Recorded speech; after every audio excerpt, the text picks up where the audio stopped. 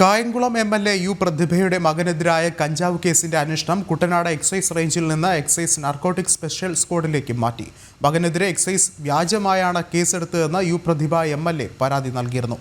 ആരോപണ വിധേയരായ കുട്ടനാട് റേഞ്ച് ഉദ്യോഗസ്ഥർ തന്നെ കേസ് അന്വേഷിക്കുന്നത് ശരിയല്ലെന്ന നിലപാടിലാണ് കേസ് അന്വേഷണം സ്പെഷ്യൽ സ്ക്വാഡിലേക്ക് മാറ്റിയതെന്നാണ് എക്സൈസിന്റെ വിശദീകരണം. യു പ്രതിഭ എം.എൽ.എയുടെ മകനെതിരായ കഞ്ചാവ് കേസ് രജിസ്റ്റർ ചെയ്ത് 3 മാസം തികയുമ്പോഴാണ് അന്വേഷണ സംഘത്തെ മാറ്റുന്നത്. കുട്ടനാട് എക്സൈസ് റേഞ്ചിൽ നിന്ന് കേസന്വേഷണം എക്സൈസ് നാർക്കോട്ടിക് സ്പെഷ്യൽ സ്ക്വാഡിലേക്ക് മാറ്റി. കേസിൽ 6 മാസത്തിനകം കുറ്റപത്രം സമർപ്പിക്കേണ്ടതുണ്ട്.